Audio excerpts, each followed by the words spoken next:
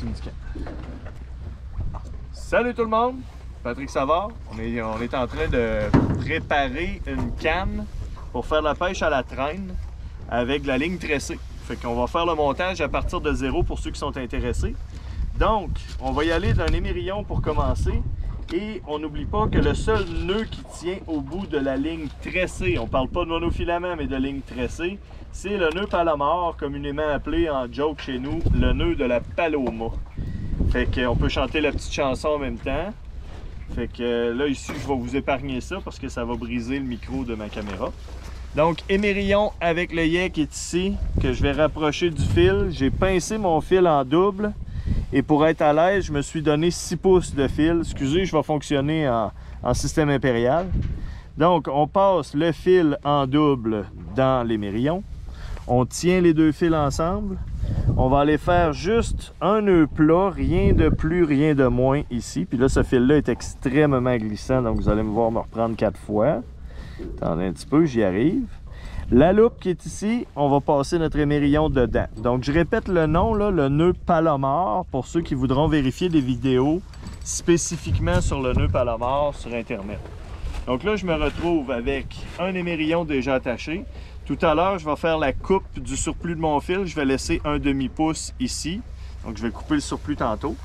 Là, on va sortir ce qu'on appelle, nous autres, des bumpers de l'ADA. Je parlais souvent dans mes chroniques de pêcher avec des grosses cuillères. Donc, on va prendre un exemple ici. Vous savez, Williams Wobbler 70, Williams Wobbler 70 martelé. On a de la rouge et blanc. Puis là, ben, cherchez pas ces couleurs-là dans les magasins, mais vous allez voir des couleurs un petit peu bizarroïdes. On demeure dans la Williams Wobbler 70, mais dans des couleurs fabrication maison de tous les styles. Fait qu'ici, je prends noir et orange. Il n'y a pas de côté sur une Williams Wobbler, les deux côtés sont bons, à moins que vous soyez superstitieux, il y a une écriture là. Fait que je vais mettre l'écriture en haut, mais la compagnie Williams est en train de rire de moi, il n'y a pas de côté à une Williams Wobbler. Donc j'attache tout simplement mon émerillon à un bout. Et là, en bas de ça, on va mettre le fil avec le verre, sauf que si je mets le fil directement là-dessus, comme c'est une grosse cuillère, elle va entraîner beaucoup le verre et faire vriller le fil d'en bas. Ce qui fait que pour la pêche à la traîne, je préfère avoir un émerillon en avant et en arrière de ma cuillère. Donc ici, je vais aller chercher un deuxième émerillon. Quand je pêche au lancer, j'ajoute pas cet arbre de Noël-là, je me sauve un morceau. Mais au lancer, on imprègne moins de torsion à notre fil qu'à la pêche à la traîne. Donc ici, je vais rajouter mon émerillon dans le yé. Il est à l'envers, mais on s'en fout parce que là, c'est la graffe qui est à l'envers. Ce qui compte là-dessus, c'est la bille qui est ici. Vous remarquez que j'ai utilisé des émerillons à bille. Okay? J'utilise jamais rien de moindre qualité que ça. L'émerillon à bille, c'est inconditionnel, ça prend ça. Ensuite de ça, je vais me chercher un hameçon monté. On retrouve le bon vieux Gamakatsu. Celui-là, ceux qui ne les connaissent pas, il faut ouvrir le paquet complètement puis tirer doucement sur le fil. On se retrouve avec 18 à 20 pouces de fil sans aucune loupe au bout. Donc à nous de faire un nœud. Il y a différents nœuds qu'on peut utiliser. Celui que je vais utiliser dans le cas présent, ça va être le nœud du 8, qui est un nœud commun à la pêche au saumon. Mais on n'est pas obligé de faire ce nœud-là. Un nœud palomar, comme tout à l'heure, ferait très bien l'affaire. Le nœud du 8, juste pour que vous l'ayez vu, quoique un monofilament, ça se voit très peu, là. Je vais faire un nœud plat ici, complètement fermé. L'idée, c'est de faire une boule. Fait qu'en fait, n'importe quel nœud ferait l'affaire. Ensuite de ça, je vais refaire un nœud plat. Mais je vais tenir mon fil, le ramener par-dessus, en dessous ici. Donc on voit qu'on a fait un 8 avec. On va passer la petite section avec la boule dans notre loupe, puis on va refermer. Ça, c'est un nœud coulant, ça glisse. OK? Il me reste à passer simplement mon hameçon ici. Le faire passer au complet, comme ça.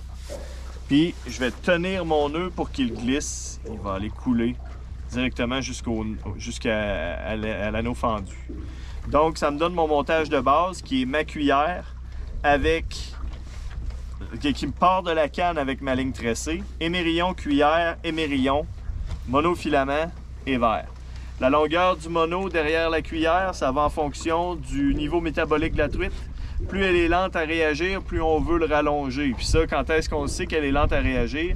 Bien, avec les températures de l'eau, quand on est près de 52 à 58 Fahrenheit, on a une truite qui a une activité optimale. Donc, ce qu'on va faire dans ce temps-là, c'est qu'on va pouvoir le raccourcir. Lorsque l'eau va être plus froide ou plus chaude que 52 à 58 Fahrenheit, on va devoir rallonger. Là, j'ai pris un hameçon du marché qui a environ 2 pieds de fil, mais c'est possible même de le faire à la main jusqu'à 4, 5, 6 pieds de fil, pourvu, du moins dans ma science à moi, que le montage total n'excède pas la longueur de la canne, parce que pensez à ce qui va se passer quand ça va mordre. Si vous ramenez une truite de 4 livres, le premier émerillon va bloquer dans l'œillet de la canne. Si vous avez 12 pieds de fil derrière ça, la truite, vous ne serez pas capable de la ramener, à moins de la ramener à la main. Donc, c'est pas idéal. Donc, on calcule un maximum de 5 à 6 pieds derrière la cuillère, ce que les gens font rarement. La plupart du temps, ils vont prendre un hameçon monté de 18 pouces avec le fil. Ici, j'ai 20-24 pouces. Il y en a qui se font à 6 pouces, mais ceux de 6 pouces, si vous aviez bien suivi ce que je disais, vous allez les utiliser quand la température de l'eau va être plus près du 52 à 58 Fahrenheit. Donc voilà pour le montage de base. On se revoit sur l'eau tout à l'heure.